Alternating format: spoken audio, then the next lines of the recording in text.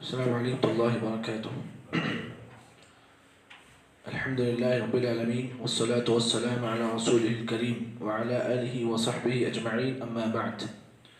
أعوذ بالله من الشيطان الرجيم. بسم الله الرحمن الرحيم. فأما من طغى وآثر الحياة الدنيا فإن الجحيم هي المأوى.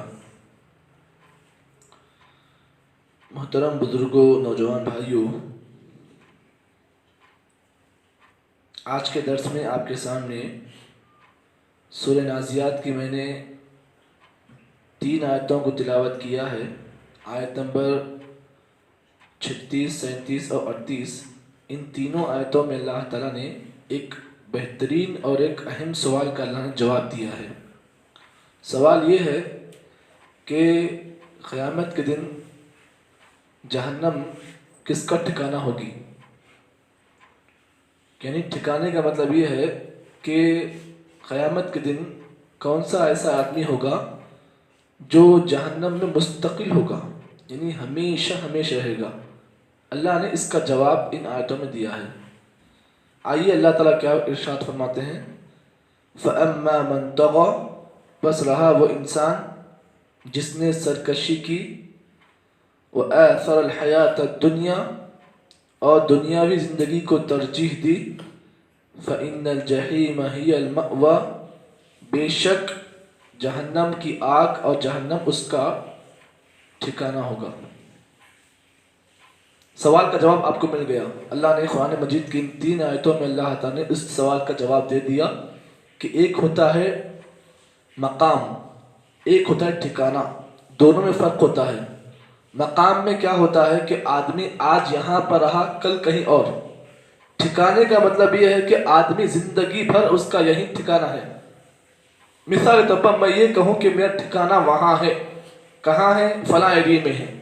ٹھکانے کا مطلب یہ ہے کہ یہاں وہاں کوئی میرا مستقل اپنا کوئی ایک مقام ہے، میرا اپنا مستقل کوئی گھر ہے، اسے تب میں ٹھکانہ کہوں گا۔ مقام میں کیا ہوتا ہے کہ آدمی کا کوئی مستقل ٹھکانہ نہیں ہوتا ہے۔ آج یہاں مقام بنایا تو کل اس کا مقام حیدرآباد میں ہوتا ہے، تو پرسوں پھر دہلی میں ہوتا ہے۔ تو مقام اور ٹھکانے میں فرق یہی ہے۔ تو اللہ نے یہاں پر اس آیت میں کیا لفظ استعمال کیا؟ فَإِنَّ الْجَحِيمَ هِيَ الْمَأْوَى، جہنم اس کا ٹھکانہ ہوگا۔ اب آئیے ان آیتوں کی تفسیر میں ہم غور کرتے ہیں۔ بڑی اہم آیتیں ہیں، اسی لیے میں بڑے نکات کی روشنی میں آپ کے سامنے ان آیتوں کو حل کروں گا۔ اللہ نے پہلی آیت میں کیا فرمایا؟ فَأَمَّا مَن طَغَى، رہا وہ انسان جس نے سرکشی کی، وَآثَرَ الْحَيَاةَ الدُّنْيَا، اور آخرت کے مقابلے میں دنیا کی زندگی کو ترجیح دیا۔ یعنی مطلب یہ ہے کہ آخرت کو اپنے پیٹھ پیچھے رکھا اور دنیا کی زندگی کو اپنے سامنے رکھا۔ تو فَإِنَّ الْجَحِيمَ هِيَ الْمَأْوَى، ایسے انسان کا جہنم ٹھکانہ ہوگا۔ غور کیجئے ان آیتوں میں، شروع میں اللہ نے کہا کہ جس نے سرکشی کی۔ سرکشی کا مطلب یہ بات جان لے، سرکشی کسے کہتے ہیں؟ سرکشی کہتے ہیں کہ آدمی اللہ اور اس کے رسول کی نافرمانی میں جو حد ہوتی ہے اس حد کو بھی پار کر جائے۔ ایک حد ہے، نافرمانی ہر ایک سے ہو سکتی ہے، لیکن اس کی ایک حد ہے۔ اگر کوئی انسان اس حد کو پار کر لیتا ہے تو پھر وہ سرکشی ہے۔ تو اللہ تعالیٰ کو سرکش بندے پسند نہیں ہیں۔ شیطان نے بھی اللہ کی نافرمانی کی، حضرت آدم سے بھی اللہ کی نافرمانی ہوئی۔ حکم اللہ نے دیا تھا حضرت آدم سے، اس حکم کو ادا کرنے میں کچھ کوتاہی ہوئی۔ تو یہی فرق ہے سرکشی میں اور نافرمانی میں۔ سرکشی میں کیا ہوتا ہے؟ آدمی جو ہے نافرمانی کی حد پار کر لیتا ہے۔ یہاں پر اس چیز کو جان لیں، آیت میں غور کیجیے آپ، اللہ تعالیٰ نے دنیاوی زندگی کی ترجیح جو ہے اس کو اللہ نے بعد میں بیان کیا ہے، پہلے بیان کیا سرکشی کو۔ یاد رکھیں، نقطہ یہ ہے، پوائنٹ یہ ہے کہ جو کوئی آدمی نافرمانی میں حد سے آگے بڑھتا ہے، اس آدمی کے اندر ایک بیماری یہ پیدا ہوتی ہے کہ وہ آخرت کو اپنی دنیاوی زندگی کے مقابلے میں آخرت کو وہ بھول جاتا ہے اور دنیاوی زندگی کو اپنے آگے رکھتا ہے۔ नुक्ता क्या है? नुक्ता ये है कि जो कोई आदमी नाफरमानी में हद से आगे बढ़ता है, उसका मामला ये होता है कि वो आखिरत को भूल जाता है और वो जिंदगी में हमेशा अपनी दुनियावी लाइफ को ही तरजीह देता है। हमेशा ये सोचता है कि मेरी दुनिया सुधर जाए, मेरी आखिरत भाड़ में जाए। ये उस आदमी का मामला होता है। तो इसीलिए याद रखें, ये नाफरमानी जो होती है, सरकशी जो होती है, ये तमाम बुराइयों की जड़ होती है। जो कोई आदमी सरकशी में हद से आगे बढ़ता है, याद रखें उसका मामला ये होता है कि वो हमेशा अपनी आखिरत को भूल जाता है, दुनियावी जिंदगी को वो अपने आगे रखता है। ये एक नुक्ता था जो मैंने आपके सामने पेश किया है।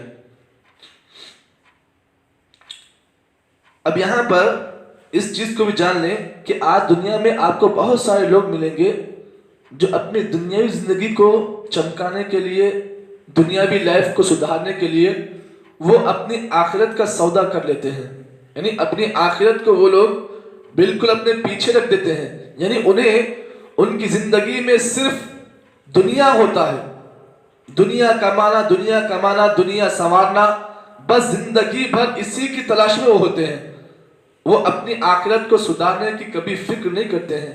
याद रखें, ये मामला बड़ा खतरनाक मामला है कि अगर कोई आदमी दुनिया की जिंदगी को अपने आगे रखता है, उसी को चमकाता है और अपनी आखिरत के बारे में जरी फिक्र नहीं करता है, ये बहुत गलत मामला है और ये बहुत खतरनाक बात है।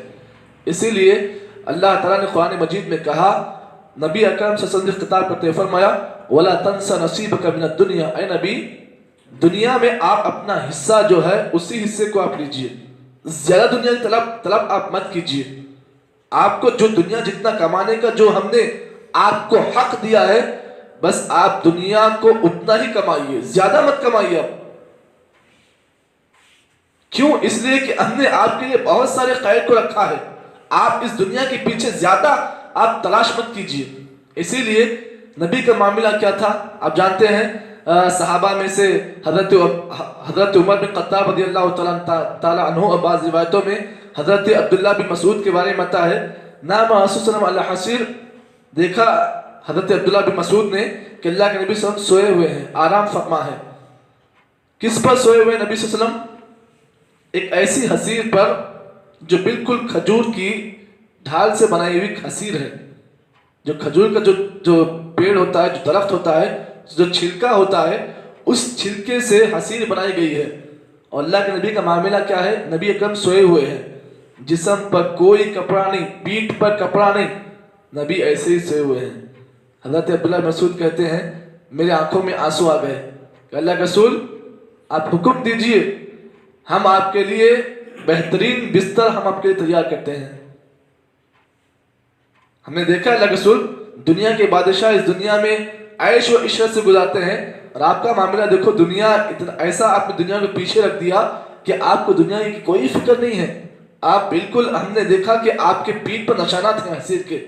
अल्लाह के रसूल ने फरमाया, माली वाली दुनिया, दुनिया से मुझे क्या मतलब है? इन्नमा कराकिबिन इस्तज़ल्ल तहत शजरतिन सुम्मा रहा व तरकहा, दुनिया को मैं अपने नजदीक ऐसे समझता हूँ गोया कोई मुसाफिर है जो आज यहाँ मकाम बनाया, इस मकाम को छोड़ दिया, फिर आगे बढ़ गया। आज हमारा मामला क्या है? हमने दुनिया को अपने नजदीक सब कुछ समझ लिया है। आज आप देखो, एक आदमी से अगर आखिरत के बारे में सवाल करो तो आखिरत के बारे में सवालात करने पर उसको जवाब नहीं मालूम, और उससे जब दुनिया के बारे में पूछा जाएगा तो दुनिया की पूरी हिस्ट्री वो बयान करता है। ये मामला बड़ा खतरनाक है। अल्लाह के नबी सल्लल्लाहु अलैहि वसल्लम ने ऐसे इंसान के बारे में जिसके पास ये आदत होती है ना, अल्लाह के नबी सल्लल्लाहु अलैहि वसल्लम की हदीस में आज आपके सामने बतौर पैगाम की इस हदीस को आपके सामने पेश करने जा रहा हूँ। इस हदीस को आप मामूली ना ले, ये हदीस बड़ी अहम हदीस है। और इस हदीस को इमाम अहमद ने मुस्नद अहमद के अंदर रिवायत किया। फरमाते हैं, अल्लाह के नबी ने फरमाया, इन्नल्लाह युबग़िज़ु कुल्ल जअज़रिजिन जव्वाज़िन, अल्लाह के नबी ने फरमाया, अल्लाह ताला नाराज होता है, अल्लाह नापसंद होता है किस आदमी से? कुल्ल जअज़रिजिन, वो आदमी जो बड़ा सख्त दिल, जिसके दिल में रहम नाम की कोई चीज नहीं, दिल बहुत सख्त। ان اللہ یبغض کل جعجری جواز. جواز کہتے ہیں اس آدمی کو جس کی چال چلن میں اکڑ ہو.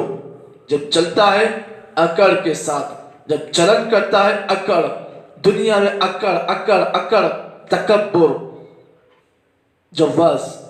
سقاب بالاسواق، وہ آدمی بازاروں میں جو بڑی بڑی آواز سے بات کرتا ہے، ایسی بڑی آواز سے بات کرتا ہے کہ لوگ اس کی بڑے پن کی آواز کو سن کر کہیں ارے کتنا خطرناک آدمی ہے، دیکھو طاقتور بڑا روڈی آدمی، اور دنیا والوں کے سامنے روب چھاڑنے کے لیے بڑی بڑی آواز سے بات کرتا ہے تاکہ دنیا والے اسے ڈرے. اس کے بعد اللہ کے نبی نے فرمایا جیفۃ باللیل، رات کا مردہ. رات کا مردہ مطلب کیا ہے؟ رات میں سوتا ہے تو ڈائریکٹ پھر صبح میں ہی نیند کھلتی ہے، نہ تہجد نہ قیام اللیل. اس کو کہتے ہیں جیفۃ باللیل، رات کا مردہ. اور اللہ کے نبی نے فرمایا نا نیند موت کی بہن ہے. تو اب بعض لوگ ایسے بھی ہوتے ہیں دن بھر تھکان دنیا کے پیچھے تھک کر رات میں جب سوتے ہیں تو پھر صبح آنکھ کھلتی ہے. تو کب کھلتی ہے؟ صبح کے 12 بجے آنکھ کھلتی ہے اور ناشتہ ہوتا ہے 1 بجے دوپہر میں. فجر گول، تہجد گول، ظہر بھی گول. جیفۃ باللیل اسے کہتے ہیں رات کا مردے کا مطلب یہ ہے کہ رات میں سوتا ہے تو مردے کی نیند سوتا ہے. مردے کو ہوش ہوتا ہے کیا مجھے کب اٹھنا ہے؟ نہیں. مردہ جب سوتا ہے تو اسے ہوش نام بھی کوئی چیز نہیں. اب اس کو موت آ گئی، یہ بھی جیفۃ باللیل ہے، رات کا مردہ ہے. یہ رات میں سوتا ہے تو صبح آنکھ کب کھلتی ہے اس کو ہی نہیں معلوم. لیکن ایک مومن جب رات میں سوتا ہے تو اس ارادے کے ساتھ سوتا ہے کہ مجھے صبح فجر پڑھنا ہے، مجھے رات میں تہجد پڑھنا ہے، اس نیت کے ساتھ وہ سوتا ہے. جیفۃ باللیل. اس کے بعد اللہ کے نبی نے فرمایا حمار بالنہار، دن کا گدھا. جس طریقے سے گدھا محنت کرتا ہے، آپ گدھے کے اوپر کتنا ہی بوجھ ڈال دو، گدھے کو نہیں معلوم کہ میرے اوپر کتنا بوجھ ہوئے.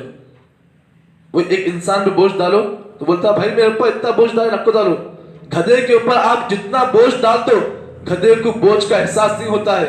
یہ بھی دن کا گدھا ہے، دن بھر محنت کرتا ہے. کب سے؟